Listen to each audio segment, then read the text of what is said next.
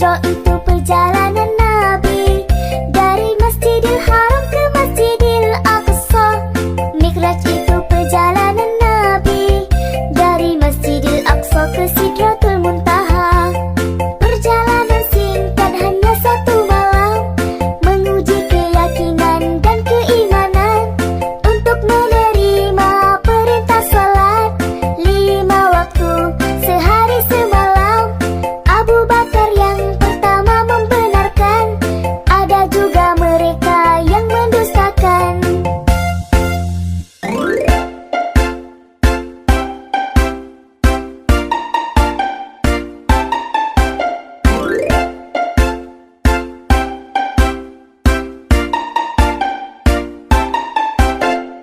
Isra itu perjalanan Nabi dari Masjidil Haram ke Masjidil Aqsa.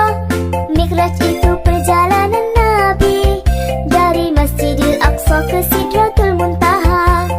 Perjalanan singkat hanya satu malam, menguji keyakinan dan keimanan untuk menerima perintah salat 5 waktu sehari semalam.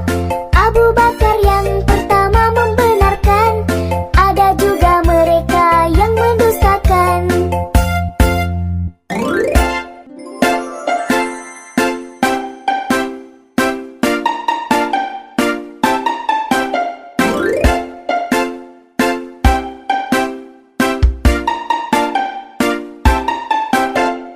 Isra itu perjalanan Nabi dari Masjidil Haram ke Masjidil Aqsa. Mi'raj itu perjalanan Nabi dari Masjidil Aqsa ke Sidratul Muntaha. Perjalanan singkat hanya satu malam, menguji keyakinan dan keimanan untuk menerima perintah salat 5 waktu sehari semalam.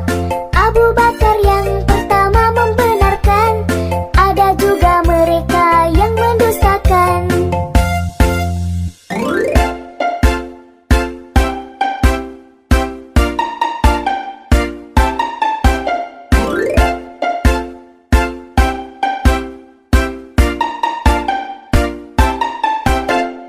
Isra itu perjalanan Nabi dari Masjidil Haram ke Masjidil Aqsa.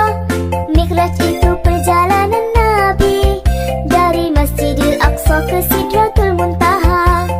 Perjalanan singkat hanya satu malam, menguji keyakinan dan keimanan untuk menerima perintah salat 5 waktu sehari semalam.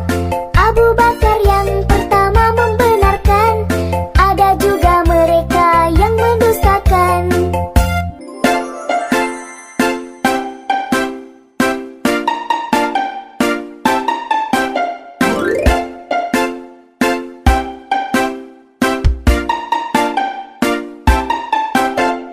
Isra itu perjalanan Nabi dari Masjidil Haram ke Masjidil Aqsa.